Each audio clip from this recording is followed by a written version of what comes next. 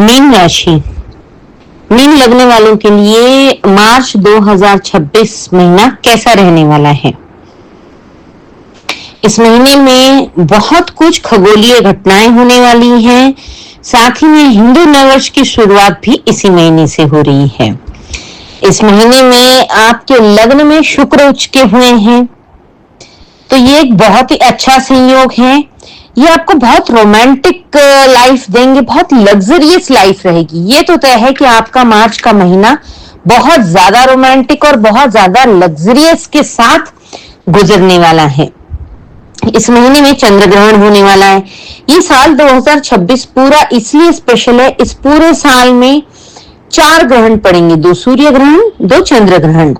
तो सूर्य ग्रहण अभी निकल चुका है 17 फरवरी को, और अब दूसरा ग्रहण यानी कि पहला चंद्र ग्रहण होने वाला है 3 मार्च को, और 3 मार्च को ये होली भी है। 2 मार्च को होली का दहन है, 3 मार्च को होली है। तो होली की ढेर सारी शुभकामनाएं आपको। कई स्टेट्स में होली 4 मार्च को मनाई जाएगी, रंगोत्सव जिसको हम कहते हैं, क्योंकि 3 मार्च को ग्रहण पड़ रहा है। कई जगहों पे 3 मार्च को ही रंगोत्सव हो जाएगा। तो दोनों दिन की आपको ढेर सारी शुभकामनाएं।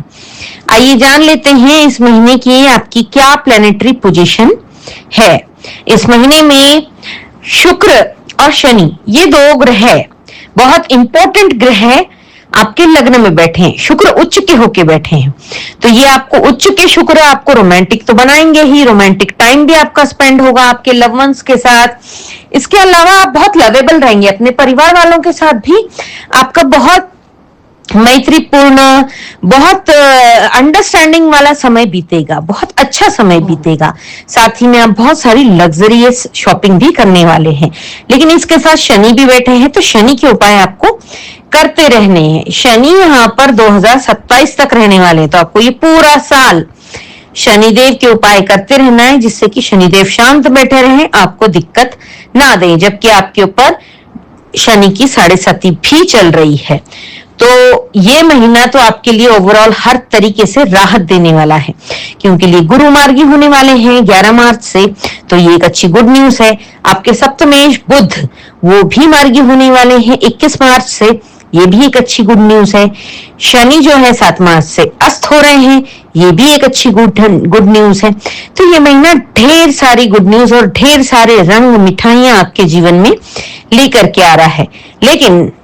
लेकिन तो आ ही जाता है हर इसमें। तो 12th हाउस में आपके बहुत सारे ग्रह इकट्ठे होकर के बैठ गए हैं। कौन कौन से ग्रह हैं वो हम जान लेते हैं। मंगल है एनर्जी के ग्रह, सूर्य है ईगो एटीट्यूड मान सम्मान के ग्रह, बुध है बिजनेस के पेट के दांतों के ग्रह, राहु है जो छप्पर फाड़ कर दे भी सकते हैं और जमीन फाड़ कर ले भी सकते हैं। तो ऐसे ही 4 ग्रहों की युति आपके 12th हाउस में बैठी है, व्यय भाव में, मोक्ष भाव में, विदेश के भाव में। तो यहां से आपको थोड़ा सा कुछ चीजों का उपाय करते रहना होगा। राहु और सूर्य मिल करके, राहु और मंगल मिल करके अंगारक योग बना रहे हैं, तो आपको गुस्सा आएगा, जाहिर सी बात है, उस पर आपको कंट्रोल करने की जरूरत है। सूर्य और बुध मिलकर बुध आदित्य योग बनाएंगे, तो नेम फेम मनी आपको आता रहेगा। मंगल सूर्य मिलकर एनर्जी बहुत ज्यादा और ईगो एटीट्यूड बहुत ज्यादा देंगे, उसको आपको बैलेंस रखने की जरूरत है। लग्न में आपके शुक्र और शनि की युति हुई है 50-50, यानी कि इस महीने में तो शुक्र उच्च के हैं, बेनिफिट मिलेगा, रोमांटिक रहेंगे। शनि अपना इतना असर नहीं दिखा पाएंगे, बट फिर भी don't underestimate Shani. Shani ji को अंडर एस्टिमेट नहीं कर सकते। 4th हाउस में आपके गुरु महाराज बैठे हैं। 4th हाउस कुछ बढ़िया नहीं होता है, बट फिर भी 11 मार्च तक 10 दिन की बात है, 11 मार्च से गुरु मार्गी हो जाएंगे। आपके अभी तक के रुके अटके सारे काम फटाफट से बनते चले जाएंगे। 5th हाउस में आपके केतु महाराज बैठे हैं, तो 5th हाउस में केतु बैठे हैं, और आपको जो है 3 मार्च का ग्रहण जो है वो आपके शत्रु स्थान में पड़ रहा है। तो आपको ये एक अच्छी गुड न्यूज है कि 3 मार्च का पड़ने वाला ग्रहण आपके शत्रु स्थान में, यानी कि 6th हाउस, रोग ऋण शत्रु का जो घर होता है वहां पर ग्रहण पड़ रहा है। तो एक गुड न्यूज ये है, आप अपने शत्रुओं पर विजय प्राप्त करेंगे, यानी कि शत्रु आपका कुछ भी नहीं कर पाएंगे, आप उन्हें परास्त कर देंगे। तो ये एक बहुत अच्छी खुशखबरी है। ऐसी बहुत सारी अच्छी खुशखबरियों के साथ आपके लिए ये महीना ढेर सारी शुभकामनाएं लेकर के आया है। इस महीने में बहुत बड़ा फंड आपके हाथ लगने वाला है। बहुत अच्छे दिन है, स्टूडेंट के लिए भी कई सारे दिन बहुत अच्छे हैं जो उनको उनका गोल अचीव करने में बहुत बहुत सपोर्टिव रहने वाले हैं। आइए जान लेते हैं कि कौन से आपको केयरफुल रहने वाले डेज हैं और कौन से आपके लिए सेफ डेज हैं। इस महीने के केयरफुल रहने वाले डेज जो हैं आपके लिए वो कुछ इस तरीके से हैं। आपको स्टार्टिंग में 2, 3 और 30 और 31 ये 4 दिन, यानी कि स्टार्टिंग के 2 दिन और महीने के आखिरी के 2 दिन, 31 दिन का महीना है। शुरुआती 2 दिन 2-3 मार्च, 30-31 मार्च, इन 4 दिनों में ऋण और शत्रु से आपको बचना है। अबव 50 वाले लोगों को अपनी हेल्थ का विशेष ध्यान रखना है। बिलो 50 वाले लोगों को अपने खान पान में विशेष ध्यान रखना है। ठंडा, खट्टा, मीठा, स्ट्रीट साइड फूड खाने से अपने आप को परहेज रखें। किसी से कर्ज ना लें क्योंकि ये पैसा आपके पास ऑटोमेटिकली आने वाला है, पर अपने खर्चों पर कंट्रोल करके रखें, अन्यथा आप कर्ज लेकर के भी खर्चे कर सकते हैं, तो ऐसा ना करें। शत्रु आपके 3 मार्च के बाद परास्त हो जाएंगे। 3 मार्च तक सिर्फ शुरुआती 3 दिन में थोड़ा सा आपको विशेष ध्यान रखना है। अंतिम आखिरी के 2 दिन में आपको विशेष ध्यान रखना है। चंद्र ग्रहण आपके शत्रु स्थान में हुआ है तो शत्रु तो आपके परास्त हो ही जाएंगे, लेकिन केतु जो है आपके 5th हाउस में बैठे हैं, वो आपके संतान का घर है, तो आपको वहां पर थोड़ा सा ये ध्यान रखना है, अपने संतान से विवाद नहीं करना है। आपको कोई भी बहस नहीं करनी है।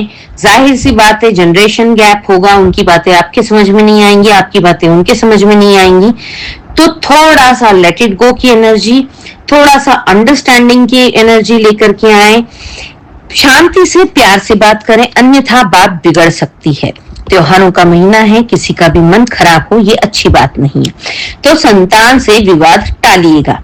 इसके अलावा आपको और रहना है 7 और 8, इन दिनों में विशेष और ध्यान रखना है। इन दिनों में आपको स्ट्रेस आ सकता है, तनाव आ सकता है, तो आपको थोड़ा सा पैसों की वजह से लग सकता है कि पैसा ज्यादा खर्च हो गया है, या कुछ और प्लानिंग आप करके बैठे हैं जिसके लिए फंड कम पड़ रहा है, बट आपका लाइफ पार्टनर, बिजनेस पार्टनर आपकी इस प्रॉब्लम को सॉल्व कर देगा, तो टेंशन की बात नहीं। फिर भी तनाव से बचते रहें।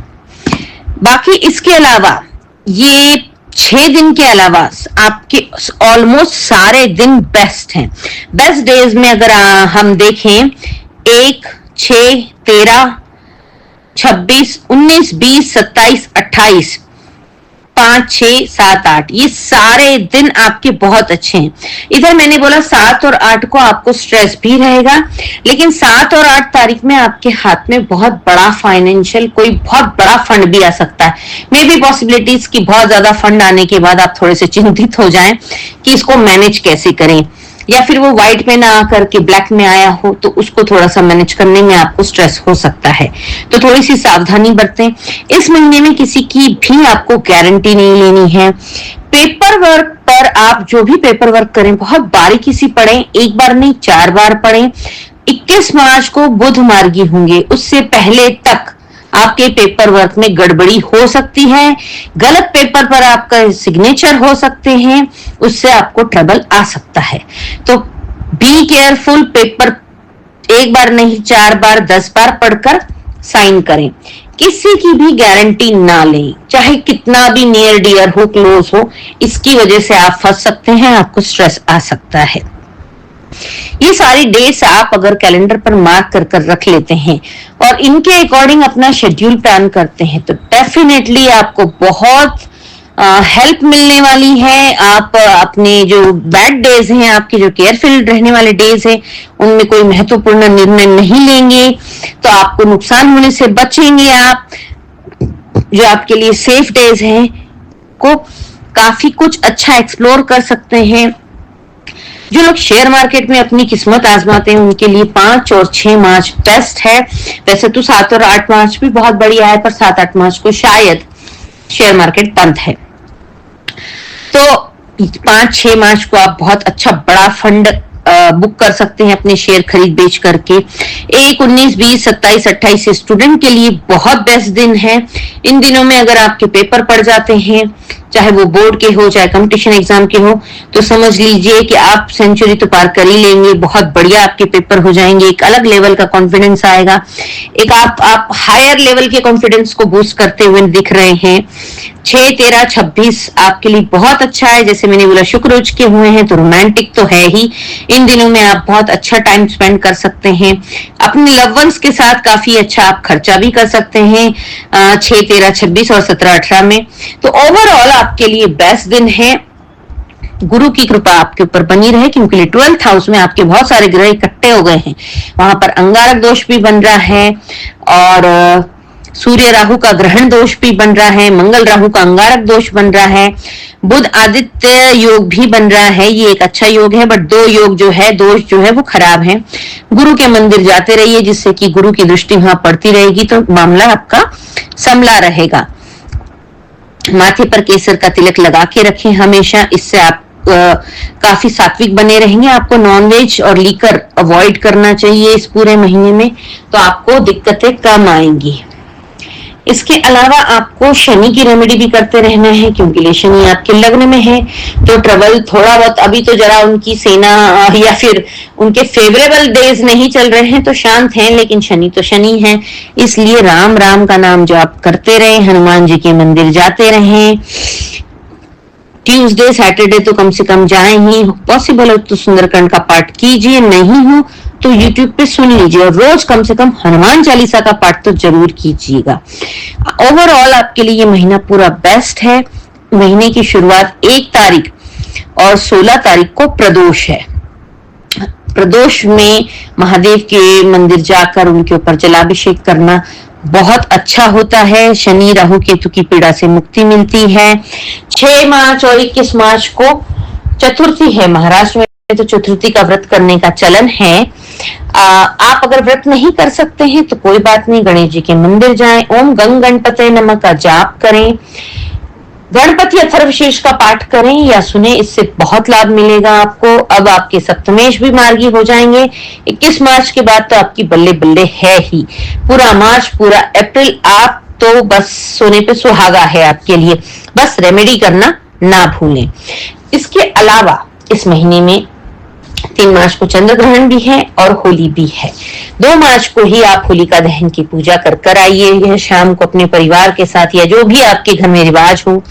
3 मार्च को ग्रहण है। कई जगहों पर 3 मार्च को ग्रहण की वजह से रंगोत्सव नहीं मनाया जाएगा, लेकिन अगर आप कई जगह पे मनाया भी जा रहा है तो सेफ्टी के साथ रंगों का उत्सव मनाएं। 2 बजे से लेकर तो 8 बजे तक, ऑलमोस्ट 3, पौने 3 से लेकर के 8 बजे तक ग्रहण का समय है। इस ग्रहण के समय में राहु केतु शनि इनकी पीड़ाओं से मुक्त होने के लिए 1 किलो गेहूं, 2 किलो चावल, या फिर 1 किलो गेहूं नहीं मिलते हैं तो 1 किलो गेहूं का आटा, 2 किलो चावल और नारियल, ये किसी शूद्र व्यक्ति को दान कर दीजिएगा। क्योंकि ये राहु केतु शनि ये शूद्र लेबर क्लास को रिप्रेजेंट करते हैं, और ग्रहण इन्हीं के ग्रसित करने से ग्रहण होता है। तो पहले भी ऐसे हुआ करता था कि शूद्र लोग निकला करते थे। मुझे याद है मेरे दादाजी के टाइम पे, जब मैं छोटी हुआ करती थी, शायद आज से 40 साल पहले की बात, तो ये शूद्र लोग जो हैं, लेबर क्लास लोग या फिर जो स्वीपर लोग हैं, वो अपना थैला वैला लेकर के निकलते थे और आवाज लगाते थे कि दे दान छुटे ग्रहण।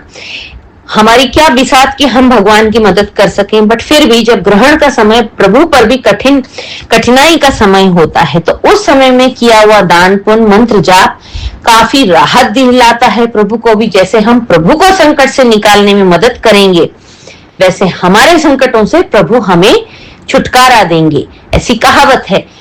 अब कितनी सच कितनी झूठ भगवान जाने, बट किसी को भी अन्नदान करना तो हमेशा बेनिफिशियल ही रहता है, फायदेमंद ही रहता है। तो अन्नदान करते चलिए। ये किसी शूद्र व्यक्ति को, स्वीपर को, चौकीदार को, वॉचमैन को, किसी को भी दे सकते हैं। नहीं हो तो आप कोई ब्राह्मण लेने के लिए तैयार है तो उनको भी दे सकते हैं। कोई भी ना मिले तो महादेव के मंदिर में आफ्टर 8 PM आप रख कर आ जाएं। अगर 8 बजे के बाद नहीं रख सकते, इन बिटवीन रख सकते हैं 3 से 8 के बीच में तो भी चलेगा, और बिटवीन भी नहीं रख सकते, 8 बजे भी नहीं रख सकते, तो दूसरे दिन सुबह 4 तारीख को सुबह आप जो भी अपना नित्य सवेरे उठ जाते हैं नहा धो करके ये रखकर महादेव के मंदिर में रख के आ जाइए, जिससे आपको आपके जीवन में आने वाले कष्टों से मुक्ति मिले, आपके 9 ग्रहों की जहां भी प्लेसमेंट हो पर आपको ब्लेसिंग्स मिलती रहे। इसके अलावा 18 मार्च को अमावस है। विष्णु सहस्त्र नाम का पाठ करते रहिए अमावस के दिन, इससे आपको बहुत बेनिफिट मिलेगा, गुरु की कृपा मिलती रहेगी। वैसे भी मैंने बोला है आपको देवगुरु बृहस्पति का आशीर्वाद पाने के लिए गुरु के मंदिर जाते रहिए। महाराष्ट्र में दत्तात्रेय यानी कि ब्रह्मा विष्णु महेश, इन तीनों की एक मूर्ति होती है, तो गुरु के लिए यहाँ पर बहुत जाते हैं। स्वामी समर्थ है, गजानन महाराज हैं, शिरडी के साईं बाबा है। आप देश के जिस भी कोने से देख रहे हैं, आपके एरिया में जो भी गुरु का मंदिर हो आप वहां पर जाइए। अगर गुरु का मंदिर नहीं है, कहीं पर उनकी चरण पादुकाएं रखी है, तो आप उसकी मंदिर जाकर उसके दर्शन लीजिए। एनी हाउ गुरु की ब्लेसिंग्स आपको मिलनी चाहिए, ये मोटो है, जिससे कि आपका देवगुरु बृहस्पति की ब्लेसिंग्स आपको मिलती रहे, जीवन में आने वाले ट्रबल कम होते रहे।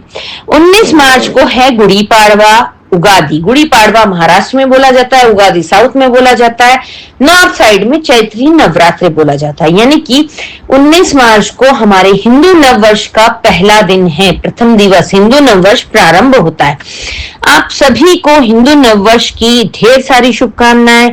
गुड़ी पाड़वा, चैत्री नवरात्रि, उगादी की ढेर सारी शुभकामनाएं। आपका जीवन मंगलमय रहे, पूरा साल आपके जीवन में ढेर सारा मंगल हो, प्रेम, पैसा, परिवार, अच्छी सेहत आपको मिलती रहे। 19 मार्च से 27 मार्च तक चैत्री नवरात्रि है। शुक्र आपके उच्च के हुए हैं लग्न में। आपको इस दौरान कन्या भोज अवश्य कराना चाहिए, जिससे कि शुक्र आपका और मजबूत होकर आपके पास प्रेम, पैसा, परिवार, मान सम्मान सब कुछ आता रहे। 26 मार्च को भगवान श्री राम का जन्मोत्सव है, रामनवमी है।